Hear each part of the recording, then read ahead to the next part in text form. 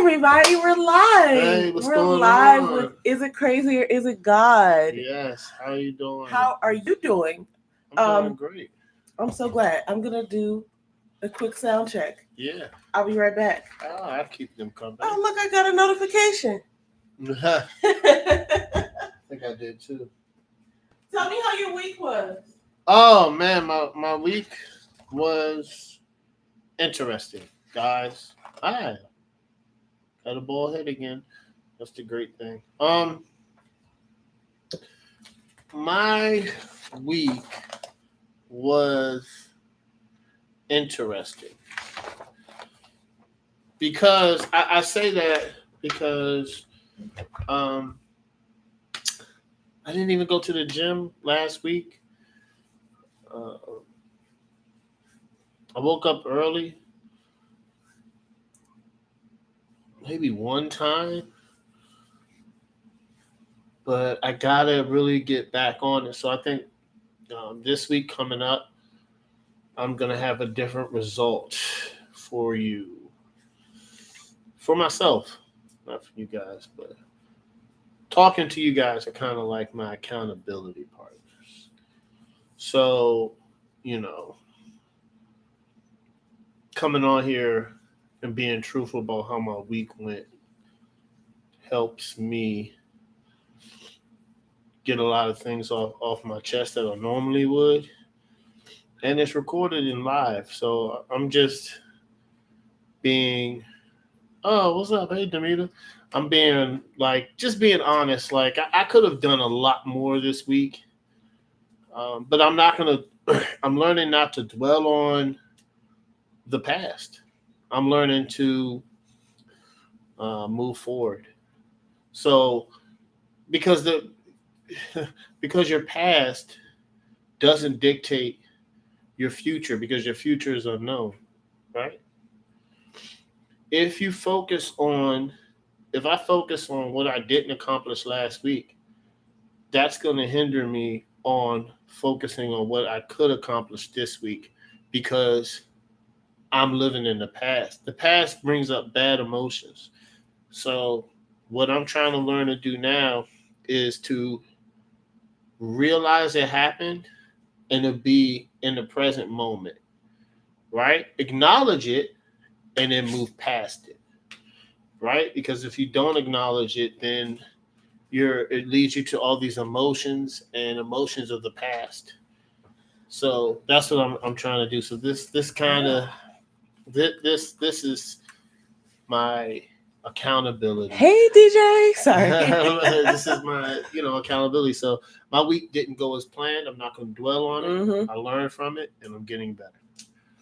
So this week I'm going to be a lot better than I was last week. I like that. And I heard everything you said while I was in there doing the sound check. I think, everything you're saying is great. And I obviously agree with it because we've been talking about it. But it kind of coincides with what our reading was, to be honest with you. Yeah. We go to these things and we forget how God helped us in the past, right? Mm-hmm. It's just like this new problem is the biggest problem. And God could never help me with this because this is just beyond everything. Yeah. And it's so silly when you think about what he's done in the past, even if you're not talking about the Bible. It's like, just look at the past things that you've been, that you've overcome in your life. Yeah. And it's just like every new thing that happens, you almost forget. But I definitely think, oh, thank you.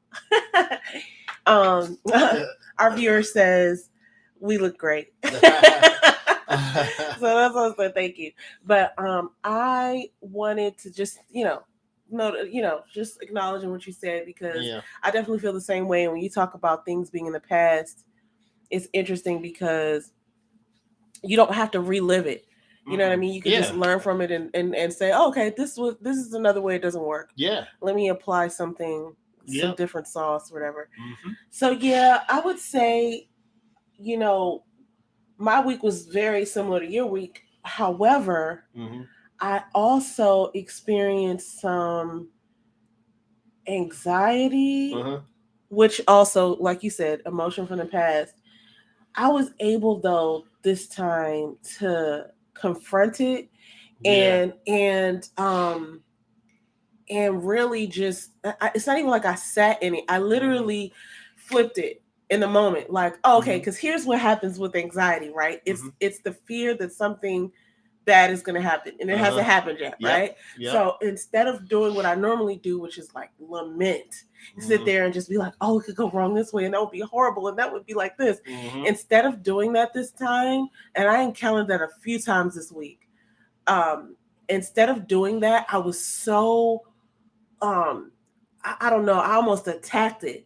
I like held it in my mind. One thing that I'm training myself to say when I get an anxious thought is, oh, well, there's a thought, right? Doesn't mean it's true. Doesn't mean it's true. Examine it. Is that thought true? Or can you create something of the future out of this, right? Is that like a blinking light? Like, oh, you're gonna run out of gas soon. Like it's like a warning. Yeah. It's not, especially our fearful thoughts. And that kind of goes into something I'm going to get into at the last part of our episode today. But especially fearful thoughts, I've been learning what to do with those thoughts because God did not give us fear. And then that begs the question, well, where is it coming from? Right? So where is this fear coming from? And then that allows me to like put it in a bubble, examine it, and understand that it's not a part of me. It's an emotion that I'm experiencing. It's a feeling that I'm experiencing, and to work with it and work out of it what I need, and then let the rest go. So I definitely did almost like a case study on myself this week because I just refused to be in a bad mood. Like I literally was just watching myself. I was watching myself throughout the week because there were several things that could have sort of like triggered me. Not my favorite word, but so sometimes people just overuse that word, triggered. Crazy. Right? But there were several things that could have put me immediately in a bad mood. But then that's a choice that you're making. Right? And so I was really able to get in there and really examine those thoughts this week. And I'll go into some of the methods at the end of this episode. Another thing, guys, this consistency is very important. And I'm going to tell you why. I'm going to share a little personal thing with us, bro. So we have consistently meal prepped. Oh, you're going to tell that story. For, man. I don't know. Man, it's been some months. So we've been meal prepping for a number of years, but like consistently, like on a roll, it was probably like a good 3 months. 3 months. Without missing. Not missing, right? Yeah. And years. Yeah, because we used to meal prep at your mom's joint. Yeah. So, and my parents' house. Yeah. So my mom's like, "Can I take one?" I'm like, yeah, because I'm gonna waste a couple of them. Please do. I think your mom used to do the same thing. She's like, "Thanks for the salad." You know what I'm saying? But so this week we didn't. Right? We were like, we're gonna do it Monday. We're gonna do it Tuesday. Right? Horrible. Now here's the thing. The importance of the small things like meal prepping. When you get to lunch, all of a sudden our minds were blank. We were like, I wonder what we should eat. We're like, what are we gonna eat? And then at dinner time was the same thing. And then, it's good. I love to cook, right? Faith likes to cook. She loves to cook too. She loves to bake. Yeah. But then it gets to a point where it's like, it's Thursday. I want to cook. I don't know what to cook. And then, it takes both of us because we like a lot of fresh things. So we cook a lot of fresh vegetables. We have a lot of seasonings. And it takes a lot of time. Because I don't just like, throw some stuff. I like cooking with a lot of fresh vegetables. You know what I'm saying? I like cutting my onions and the green peppers and the garlic and the mushrooms. That's how I like to cook, right? Like to season everything. So that takes time, with the meal prep. You just pop it in, especially if we usually meal prep sides. We just heat up the sides, heat up a chicken breast, and that's dinner. It's just no thought that goes into it. But for some reason, when we have things that we make this. This is so funny. We make this big. That's fair to be the you're not cooking if you don't. Yeah, you gotta use garlic, onions, peppers. Yeah, true. Mushrooms, all that. I like cooking all that.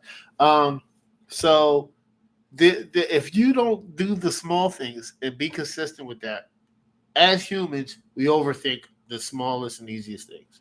Yeah, we were like, what are we? Dinner is like a calculus problem. I mean, I would say lunch was harder because we were both working. We both worked from home, so it was like a point in the day where it's just like I could literally skip lunch just because I'm hung up on that decision. Like, what are we gonna eat for lunch? I don't know. Now it's 3:00, and it's like, okay, I should have stopped at some point. It would have been easier if I had meal prepped. So I want to go back a little bit because what you said about consistency was, I want to just hang out there for a second. Yeah. So the mistake we made last week, it was a Sunday night, and we were like, okay, do we want to just go ahead and meal prep right now, or let's just do it tomorrow? Yeah. Right? That was the mistake.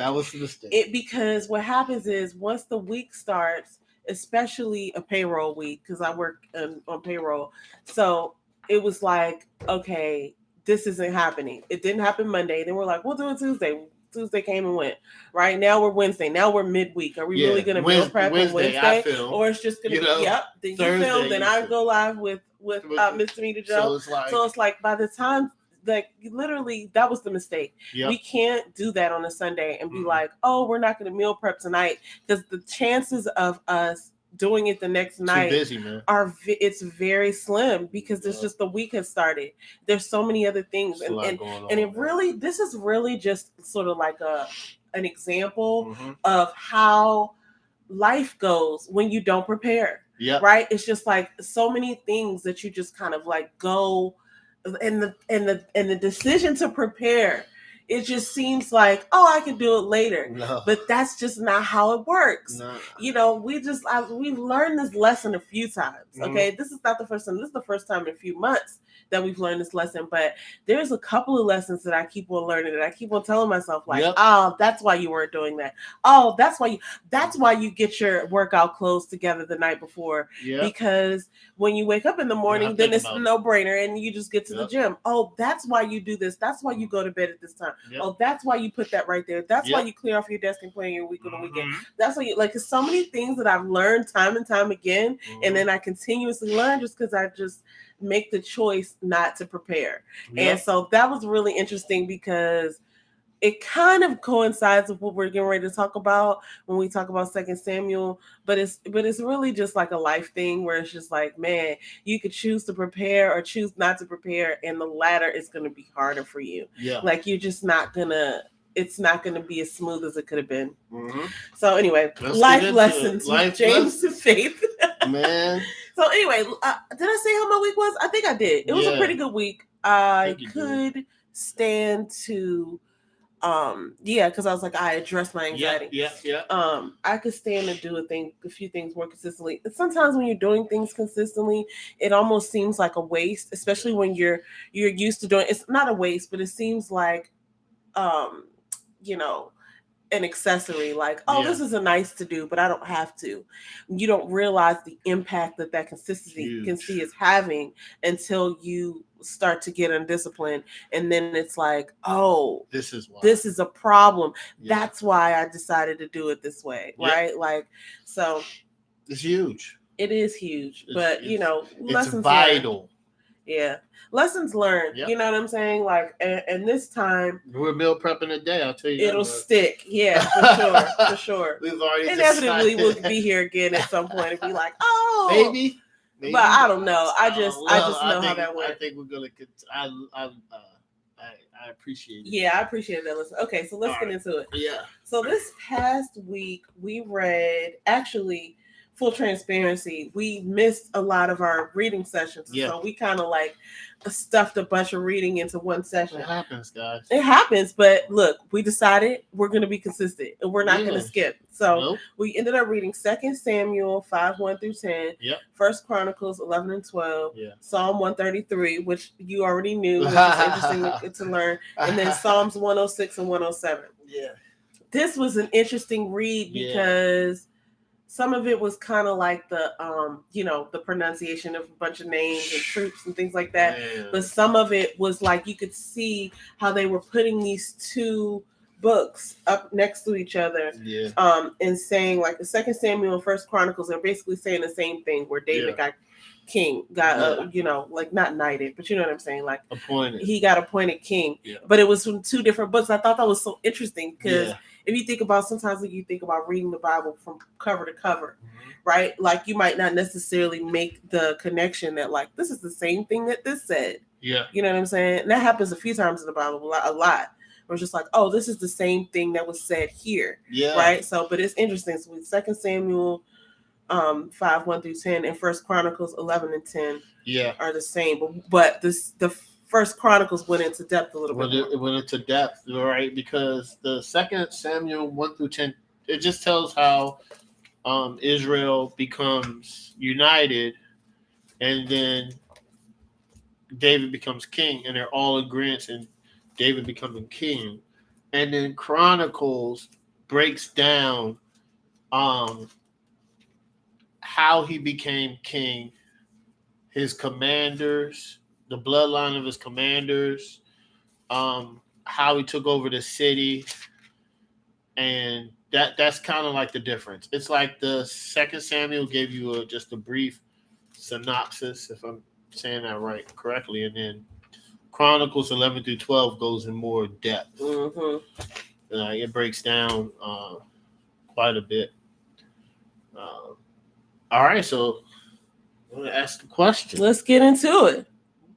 What are the differences between these two passages covering the same? Oh, did we just answer that? We always do that. And we don't read the questions beforehand. No, David becomes king. King David captures Jerusalem warriors. Okay, well, that's kind of like the difference. The difference between the two passages covering the same event. One is like we just said. One is sort of like a very truncated version. And when you talk about First Chronicles 11-12, it takes it more in depth. A couple of things to note that I thought were interesting.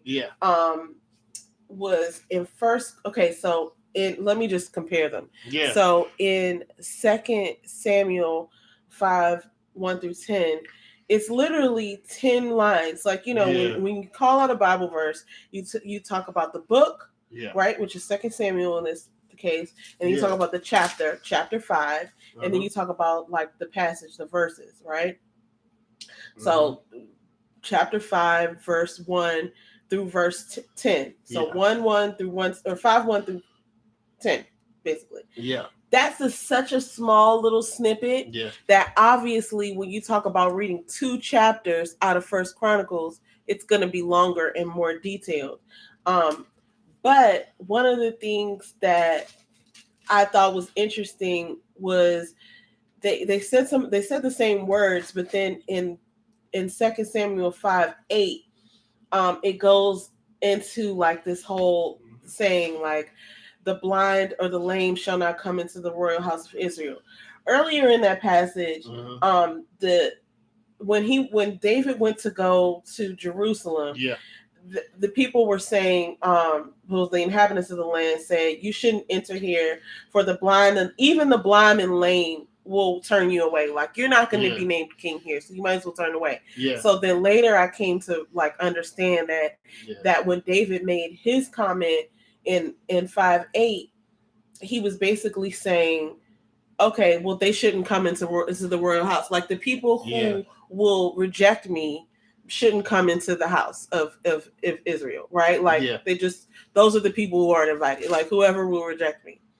So then you want to go into depth about First Chronicles 11-12? You want me to I mean, the First Chronicles 11-12, it breaks down all of David's soldiers, all his warriors, and it breaks down his chiefs. I think it has 3 commanders, and then it breaks down the warriors that leads the army, and then it breaks down of how everybody came together as one, all the tribes. I don't think this has happened in a really long time. Maybe since they were being united. Since maybe Moses, maybe probably around with Moses and maybe Joshua, when all of them, when they came into the new land and they started establishing, all of them were together and conquering. So this might have been the first time, and it says David had 120,000. It was a lot of people. Large army. That's a large army. They broke down all of the tribes and said who came from which tribe and like what their power was. Yeah. And I thought that was really interesting, but they were all excited. Yeah. They even the people who weren't going to battle, they brought all of like the food and the oxen and the olive oil, and they were just all there. It's almost like they were rejoicing. Like, it's not even almost like, I think they were rejoicing. Yeah. Like, okay, we're gonna name David king because yeah. Samuel was the one who said that to them, right? And it was word from God. Yeah. But one of the questions that I had, they chose Saul. Remember? Yeah, they had already chosen Saul. They already chosen Saul, and then he said, "This is David." But I get, But it was interesting to me because, and maybe I'll come to understand this later. But it was interesting to me because I was like, did they all what sort of like prompted everybody to come together and say, okay, now it's David? That is a good question. Right? Because it's just like they all came together at once. And it might have been the death of Saul, because we were reading a whole bunch of stuff and how David mourned, and how they would mourn back then. They would put like dirt on their head, and they were mourning for Saul, even though Saul was trying to kill David. David was still honorable in the way. Could that be a reason? That they waited, or maybe they didn't wait. No, could that be a reason why all of them combined because of David? I don't know, but it's like, it wasn't a phone call. Nah. So what was it that prompted them? Was it like, the Holy Spirit or something? I don't know. First of all, I didn't even realize the Holy Spirit was already in existence until I read it. Yeah. In First Chronicles 12:18. Yeah, I'm reading that now. I was like, wow, the Holy Spirit. Yeah. But actually, I'm reading the Amplified version, so I don't know if it says that in all the versions. It says, in mine, you're talking about 18, right? I'm talking about First Chronicles 12:18. Yeah, it says the Spirit clothed. Okay, mine says in brackets, the Holy, right? Yeah. Spirit came on my side, who was chief of the 30, and he said, and that's what prompted him to say, "We are yours, O David, and with you, O son of Jesse." Right? Like, they were basically, because David was saying to them, like, hey, if you're not with me, then, know that I'm asking God to like punish you. But if you came to help me, then, great. Let's do this. He united Israel, which is pretty good. So that's the answer. Basically, 11 and First Chronicles 11 and 12 go into more detail about who the warriors were, about exactly what happened, and that's the difference between sort of like the truncated version that happened in 2 Samuel 5, 1-10. Okay. Psalms 133. Oh, that's it. That's all we're talking about in this one. Yeah. A psalm of praise and unity. So I'll let you talk about that since it's so special. Yeah, it's kind of I just know this verse. I learned it online, and it's kind of exactly what we're talking about, how they all came unto unity because of David. So Psalms 33 is about being together and praising it. Like, we're all here, we're together, and we're praising that we're together. And it's a short verse, and I'm going to read it. It says, "Behold, how good and how pleasant it is when brothers dwell together in unity. It's like the precious oil on the head, running down on the beard of Aaron, running down the collar of his robes. It's like the dew of Hermon, which falls on the mountains of Zion. For there the Lord has commanded the blessings, life forevermore." So I think that is just encompassing unity. That's cool. Okay, what's the question? David likely wrote this psalm for or after his coronation of being king. What does it mean to you? Yeah. You said it means unity. It means unity. It means everybody being together and then celebrating the Lord has brought us together. It just means that we're on the same accord. we are uh, one body with multiple moving parts, but we all move into unison. One thing that it means to me, and this kind of comes out of the studies of some of the other verses that we're not talking about right now, but it just kind of sort of reinforces the idea of, more than one person coming together. There's something about sharing something with someone, like a moment or a life or a space. It's like when you're sharing something, it means more. You could have like for instance, Shannon Sharp just said this a couple weeks ago when he was talking to Ocho Cinco, I think. Yeah. Because he was like, he was like, I'm realizing that,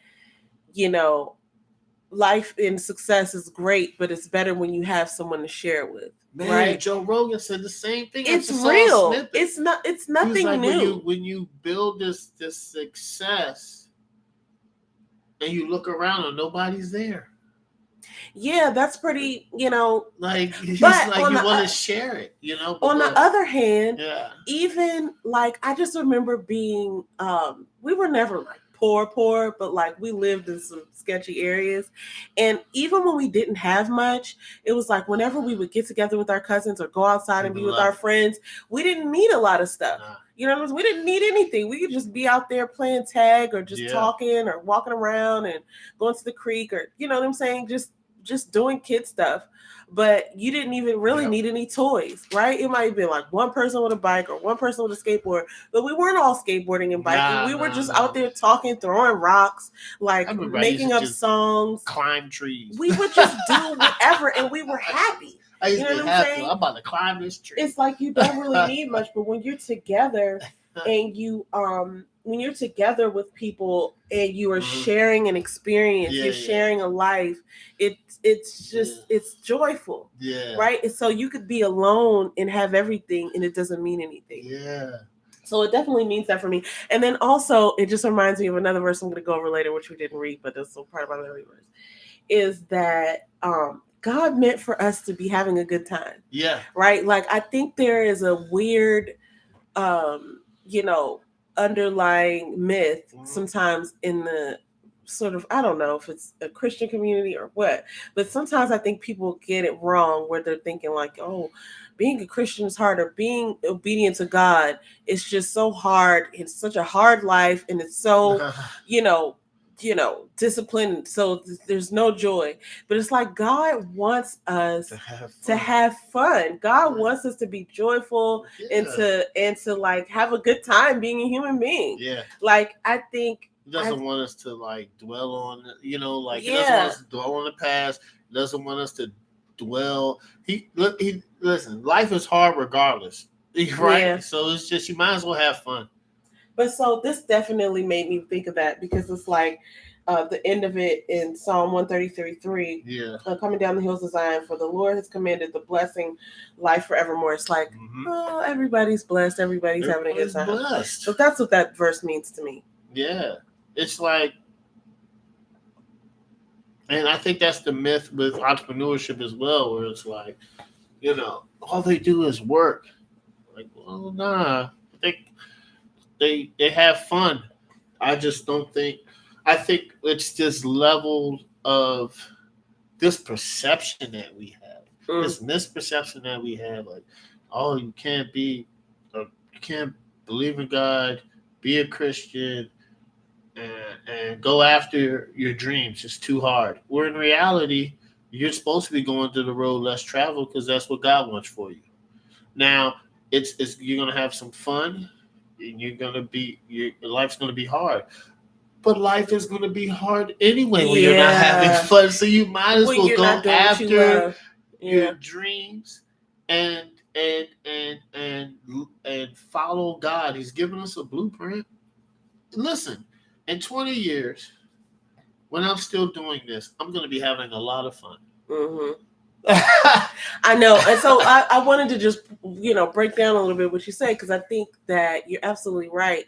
I think that one of the main things that makes people unhappy is when we're doing something that not necessarily that we're not called to do, Yeah. but like I think sometimes we get stuck in a situation because we don't think that what we're called, what we feel like we should be doing, Yeah. either that we're not smart enough, we're not good enough, we're not ready, you know what I mean? And so you're called to do certain things for certain seasons. Like I definitely, like back in my 20s and 30s, worked in the hospitality industry, and I think that was appropriate for me right then, because I learned so much about people, about interaction, about networking, about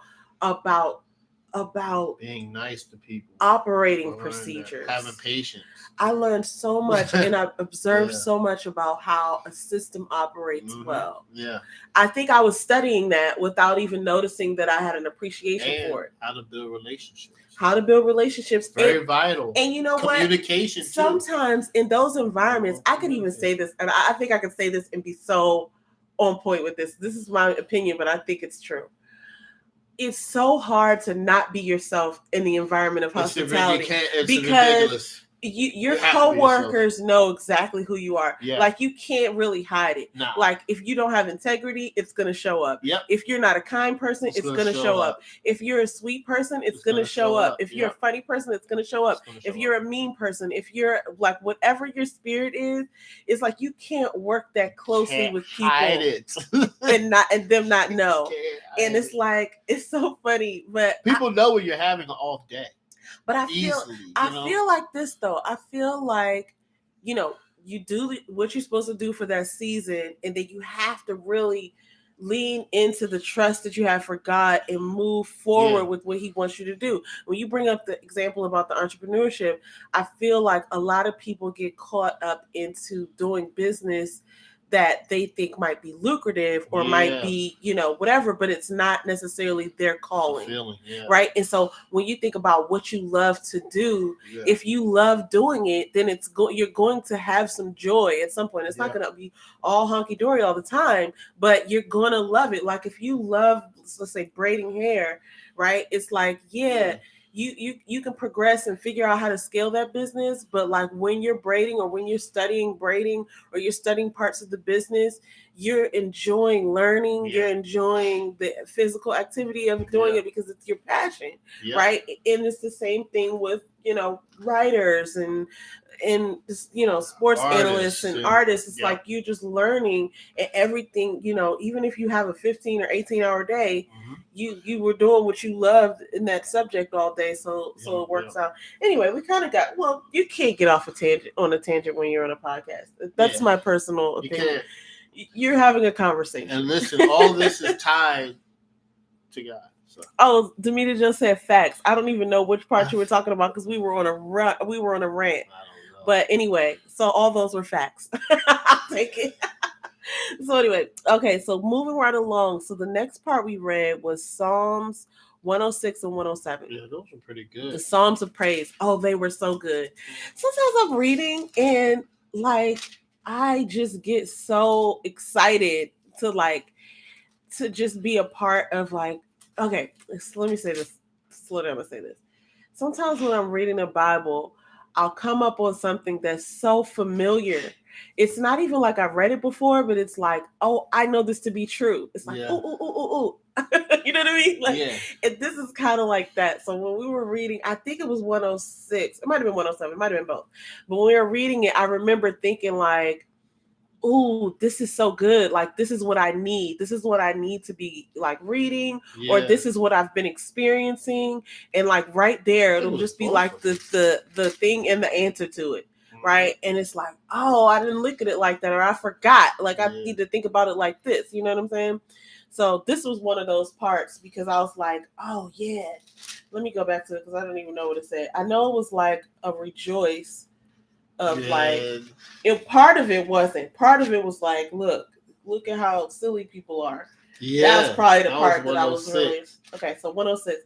So, okay, what's the question? This is what we about to go. What you're about to do now. Name several lines in succession that you relate to the most. This is so wild. You know what it is? I think just because that we are getting better and better about talking about the Bible, we kind of like I don't know. This flow is into eerie. it. Like I think we flow into it. several lines in succession that you relate to. That's exactly what I was about to go and do. That's why I was like, let me read the question before. I was like, hold That's on. so funny. All right, so I can tell you something that stood out to me in number 6. 106. 106. Psalm 106. Psalm 106, verse 20. No, 19 and 20. And this is how this relates to me the most. You just gotta listen to it. They made themselves a calf in Horeb and worshipped the metal image. They exchanged the glory of God for the image of an ox that eats grass. Now, this is what happens. Backstory to this. Moses was talking to God about the 10 Commandments, and he leaves the Israelites for 1 second, and then they build a golden calf and are worshiping it. God does not like false idols. The reason that this relates to me because I'm not worshiping a golden calf, but to me this stands out because sometimes I forget the glory of God and rely on my own. Like I can do this without him, and so far that hasn't gotten me where I'm at. Where I'm at today is because of God. So sometimes I think we tend to forget how powerful God is, and how loving he is. We just want to do it on our own. And we say this all the time. He gives you the blueprint to get anything you want in life. You know, you just got to follow the laws. Now, I'm going to ask you a question because it just popped up to me and I have an answer for myself. Yeah. But when you say you want to do it on your own without God, what exactly does that look like? What does that mean? So it means that, okay, I'll give you an example. When I do it without God, I get frustrated. Mm-hmm. I get angry. Yeah. I doubt myself. Yeah. Uh-huh. I talk negative to myself. Ain't that something? Because God doesn't do that. God doesn't do that, right? So I'm like, But then when I pray and, you know, I do my meditation and visualization and I wake up and I pray and I'm all into him, I feel like I'm all the way up. Yeah. I'm all the way up. Yeah. Nothing frustrates me. I don't get mad. I'm like, man, I woke up early this morning. I'll be tired, but I'm like, I'll remember, like, right when we read the Bible in the morning, I'll just remember, like, okay, I don't be like the Israelites, James. Like, be loving. Because you just read it. Okay, so this is what I was going to say, and then I'll answer the question. Because this is how I feel, right? So when you say things like, because people say this all the time, oh, we want to do it on our own, we want to do it without God. To me, what that means is that you're not, like, praying first. You're not, like, bringing this thing to God. Sometimes I think we get a little bit ahead of ourselves and we're like, oh, this is too petty to bring to God, or I just want to have my worldly fleshly feelings. It's like, case in point, when somebody gets on my nerves, right, and I just want to, like, talk bad about them, and I just want to be like, well, this person, this that anyway, so whatever, right? And it's like, I'm not taking that to God, or I'll call somebody else and be like, don't you hate it when so and so does this, right? And like either gossip or I'll just want to be upset. You ever get in? I know you do because I've witnessed you do it. So this is a trick question. You ever get in a mood and you're like, no, I want to be angry. Yep. I want to be irritated. I don't want a solution. I just want to be angry. I've said that to you. I know, because I'll say, like, what are you just going to be mad? Yes, I'm going to be mad. I'll be like, I don't care. I'm like, I don't care. I'm going to have a bad day and I don't care. I got to tell this story because this is so funny. We moved into the house that we used to live in like 5 years ago. Yeah. And we were just like getting used to like the routine and schedule of living in that place. So like the trash day was on a different day than we were used to, like just different things were happening. Friday. So like, and we both had 2 jobs. This is 4 jobs, 1 household. Yeah. So like our days would start and then they would go until, 18 hours later. And then it's like, okay, let's go back home, recharge, repeat. Yeah. So this one particular day, and then now that I'm thinking about it, it must have been a Friday because we were leaving out of the house ready to go to our day jobs, and James was like, "Oh my gosh, I forgot to take out the trash. Oh my gosh, there's trash upstairs. I forgot to empty the bathroom trash, and the trash in the kitchen is still there. I meant to take it out last night, and the trash people already came. Da da da da. Right, and we were on our way to work, so he was just like pissed because he's like, okay, I'm not going to be able to get rid of this unless I figure out another solution. And I was just like, well, maybe we can figure something else out because we also have access to a dump area. So I was like, maybe we could just go and take it and take it to the dump. Yeah. So, but then it was like, oh, but then I have to juggle my plans because I didn't plan to do that. So now we got to go all the way over here. Yeah. And he was just like, and then this is happening and that's happening. He had like 2 other things, right, that he was having a problem with. Yeah. And I still got to do this. It was like maybe 3 or 4 things he had listed. And then we were on our way to work. And I asked him like, oh, well, because I tried to offer a solution first. And then he was just like, eh. And I was like, so what are you going to be? Are you going to have a bad day now because of those things? And he was like, yes. Yeah. Yes, I'm going to have a bad day. I don't care. I was like, why would you choose to have a bad day? So this became hilarious to me because I was like, well, I'm not. Yeah. I was like, I'm going to have a bad day. I don't care. And I mean, so I'm saying that not to make fun of you, but to just laugh at it because I feel that way sometimes, not for a whole day. Very few. Very few. And that particular situation was like 5 years ago. So what I'm saying is, we do that a lot. Like I think a lot of people do it. Yeah. When you get in your mood and you just want to be sad, or you want to be, you just want to be in a bad mood. Sucks like for your it's coworkers. fine. It sucks for everybody else. That's what I'm saying when I'm saying break down what you mean about not going to God. Because the other thing that you could do is you could say, okay, God, everything feels like it's crashing in on me. Yeah. I really want to cry or punch something, but I'm just going to bring this to you. Sometimes I think we feel really silly for bringing something which we think is petty to God, right? Yeah. But so anyway, what's funny, I think about that particular situation is it was a holiday week, so the trash didn't even get picked up until the following day. So it was just like, I don't remember if I prayed about it or whatever, but I'm just saying that's what I'm getting ready to point out as one of my things. Yeah. Oh, Miss Damita Jo says, yes, especially when life starts lifing. Yep. Yeah. You literally have to make a choice to not let it take control. Yeah. Exactly. Oh, I'm going to have to call that out right here in this verse. But what's funny is I think sometimes we feel like those things are so small and like, oh, God is too busy to handle this, he's not. Whatever that I'm going through, but he's not. And in fact, that is strengthening your faith and relationship with God to take it to him. Yeah. So that's what is meant when it's like doing something with God. Yeah. Right. And so with that, I do want to say this. Because I'm about to let you and then I'm gonna go into this. It's 2 parts. So before you get into that, this is the vital thing where when you rely on God, those moments happen less and less. Yeah. Right? So it's like, I'm going to be mad, but I'm going to be mad, let it go, and continue. Yeah. Not carry it on.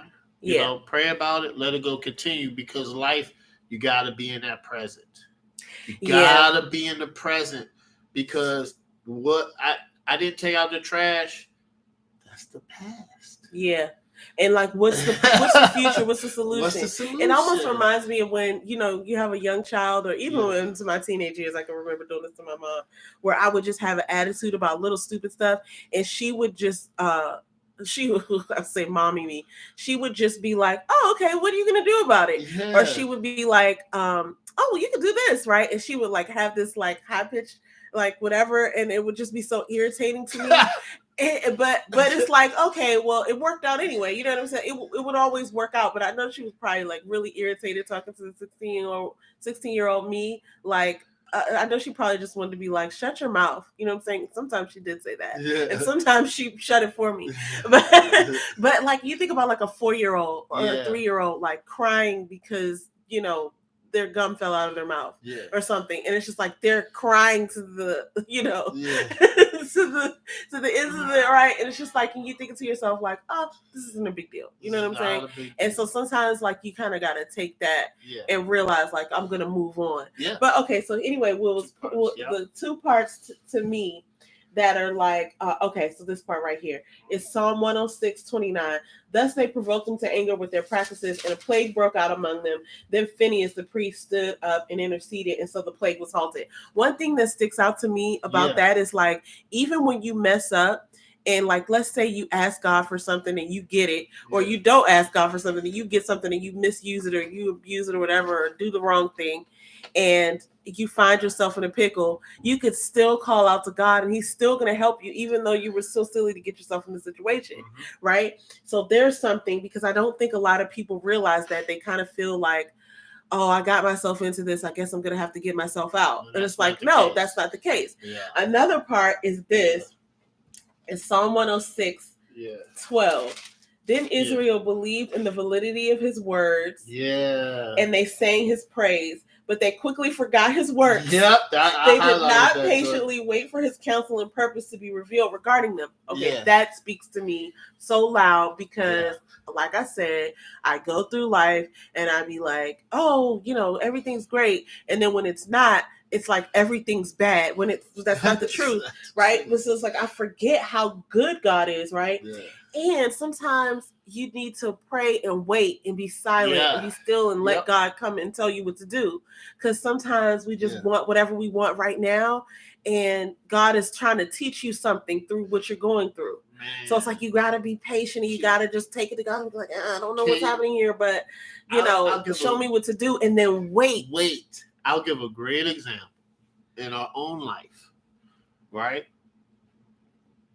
T Street. We had to be there. We had to learn. We had to change our mindset in order to be where we're at now. Yeah, and where we're going. Where we're going. Yeah. It's like for sure. For sure. I think that we were like, we were just like, we went through so many little things, but every little thing is almost like the conglomerate of all the things happening. And then you put them together and they equal like a bigger lesson. But you grew in so many ways. You know what I'm saying? Like you grew spiritually, you grew emotionally. You know what I'm saying? There's just certain things that had to take place because you're in this area, you're in this part of your life. Right? So I think that's interesting. Okay, so that is all we are going to say for that. But I do want to say this one thing before we end. Because we got like a couple minutes left. Okay, so one of the things that James was talking about a few weeks ago, and I'm going to do something, if it's not today, because it's Super Bowl Sunday, so I might not get to it today, but definitely by next week, I'm going to start showing some videos of not just the two of us, but just like top down, and I'm going to tell you, I'm going to go over it right now so you know what's coming, but it also has to do with reading the Bible and studying the Bible, so I think it's really fun to go over this. So, and I'm going to be so super quick. So when we talk about doing devotionals in the morning, like James does his own thing and I do my own thing. We read together and we film together. And sometimes we study together. Like, what does this mean? Like, let's look up a video, or let's look this verse up, or let's look up this word in the concordance. Like, you know what I'm saying? Like, let's compare this. Let's look at the charts that are in the study Bible. Sometimes we'll do that, but a lot of times we kind of like do our own thing and like learn our own stuff. And that's kind of like what this is. So in the mornings, you meditate and visualize, and you do those things and you pray, and that's kind of like your devotion time. And my devotion time looks similar.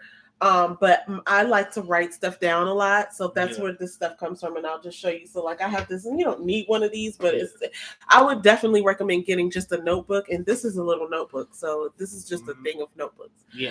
But so there's two that I go into all the time. And so one of them is gratitude. And what I try to do is, and I don't do it every single day. I don't get to it every single day. But what I try to do is I'll go through it, and I'll show this on a more like close up video where I just go in and I just give gratitude. Sometimes it's for little things like, to have everything that I need. This one day, this is in January. I'm so grateful for a dishwasher.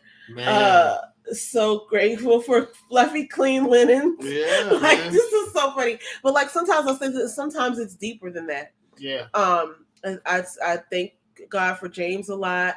I'm grateful for hopefulness and belief. Like that's a huge thing because when you don't have hope, that's that's a really big problem. So, I do gratitude. I do that probably for about maybe like it's like a 4 or 5 minute entry, and then I'll do my affirmations. And what I do is, so James says his affirmations a little differently because he's written down his affirmations for like the entire year and he recorded it. And sometimes he'll like listen to it in his sleep at night. Bible verses.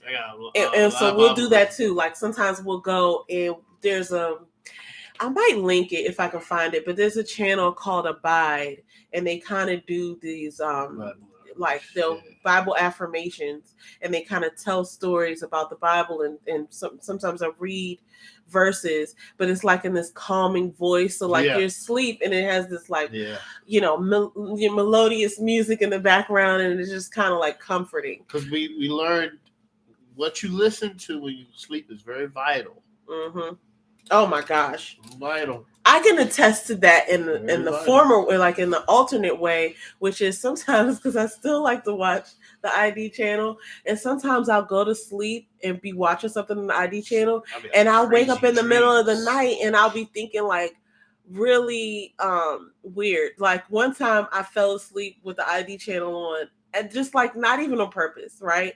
And when I woke up, I was like looking at the door and I was like, is the door locked? Is the door locked? And for some reason I had this feeling that like somebody was coming to get me.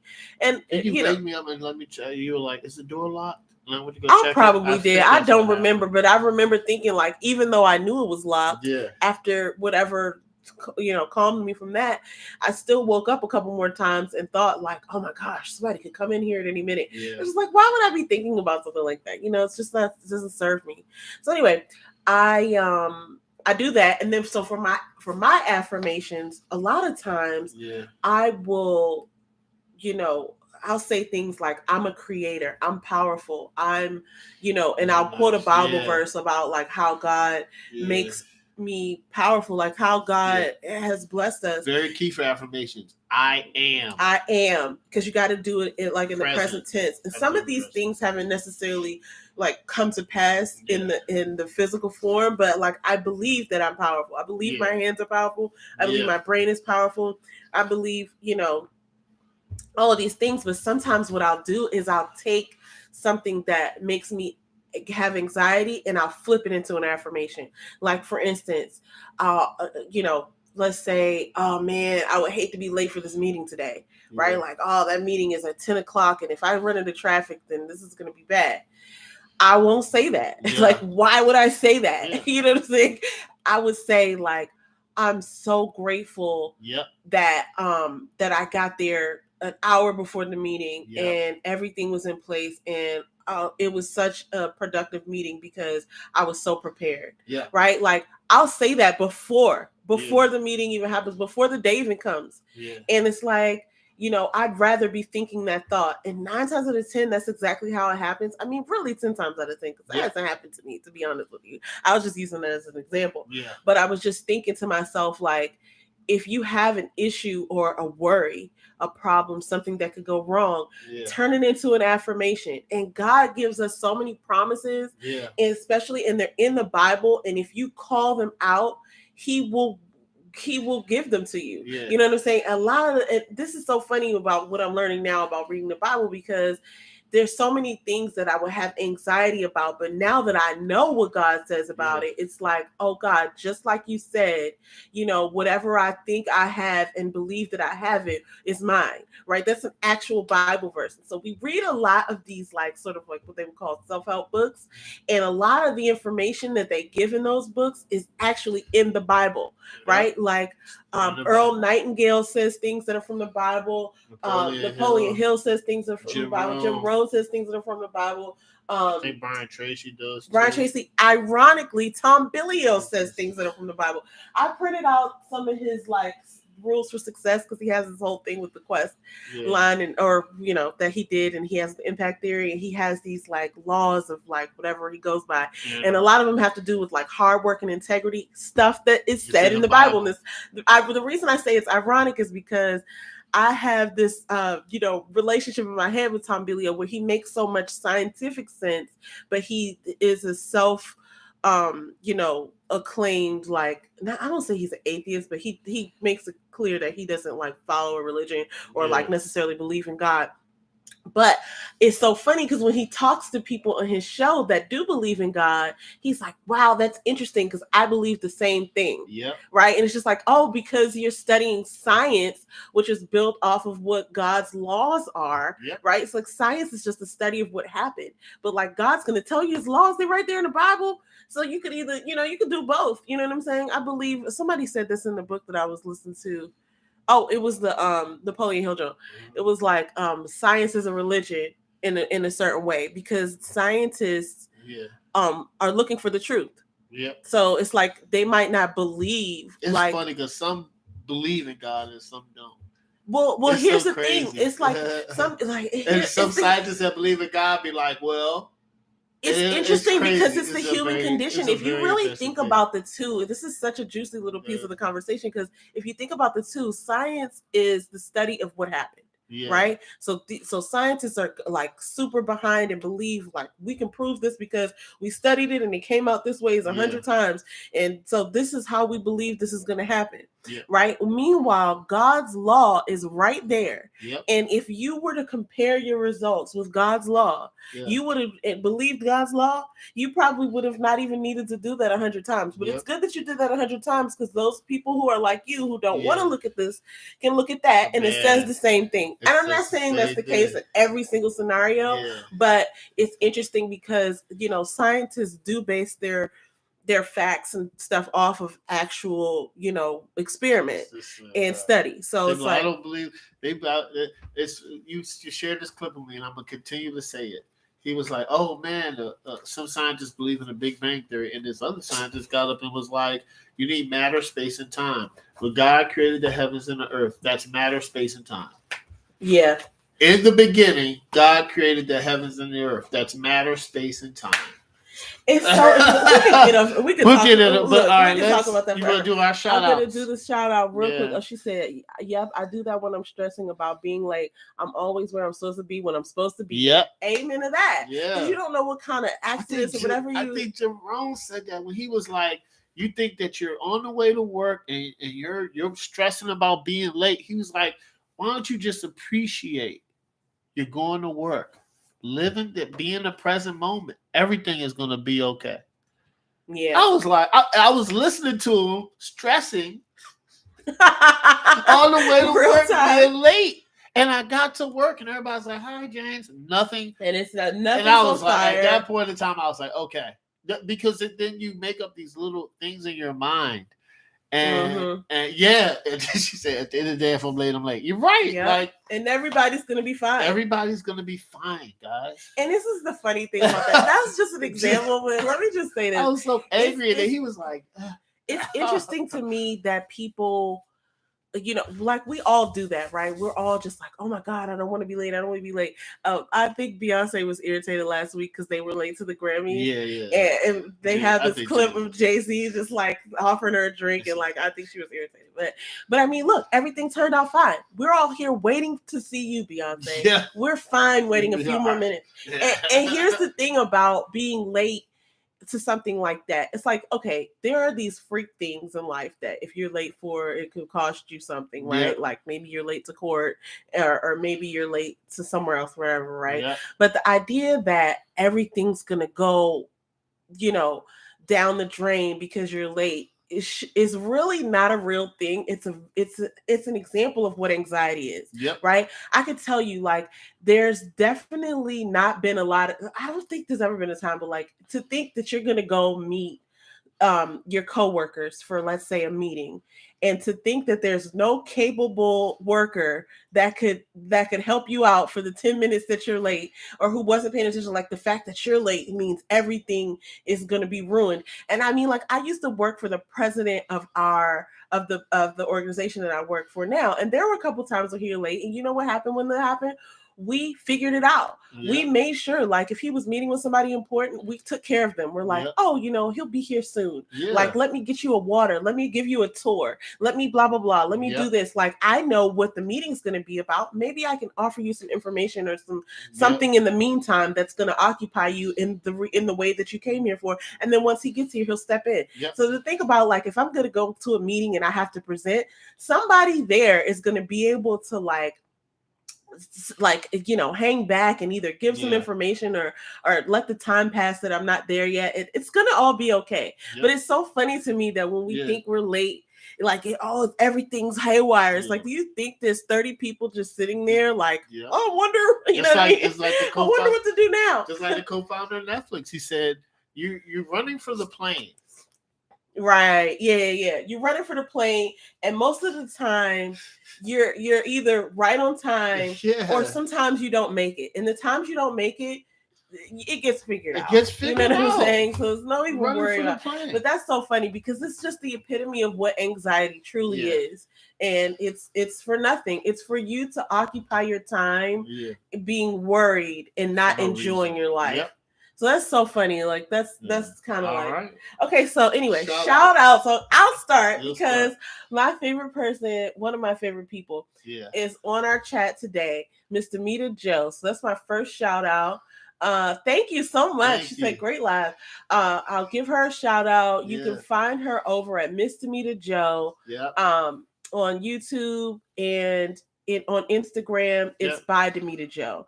And I'm gonna put that in the description when this is a live, but it'll be there obviously, and I'll put it in the description box. I also want to give a shout out to those two sisters, which is I'm half of those two sisters and the other half is right there.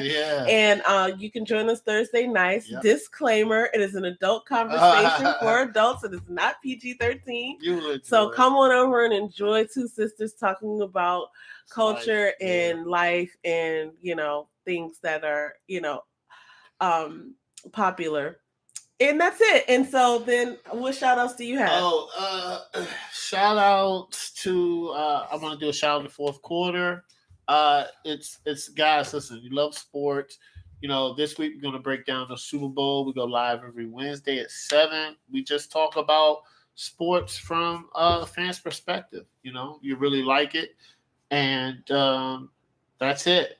Also I gotta send Damita the Oh yeah, you do. Yeah. So Damita, I gotta send you something. I think you'll like it. So yes, fourth quarter. I'll send you something. So anyway, guys, that's all we got for you this week. Next week we're gonna pick back up with 2 Samuel, 1 Chronicles. We're gonna read some more Psalms, and we'll end with more 2 Samuel and 1 Chronicles. So we're just basically seeing how David's coming to his king. To his kingdom and how fun that is. And I will also be recording and sharing some of my memory verse. So I talked about the gratitude and affirmation. I'll also go into some of the memory verses that I do. That'll be cool. And that'll be cool. It'll be just something else. It's so many ways that you can study God's word. And it's so helpful to have it when you need it, which is all the time. So anyway, as we like to say, don't take our word for it. Go to the source, read your Bible. All right, guys. Thanks so much for joining our live. Thank you. All right, have a good one. We'll see you next week.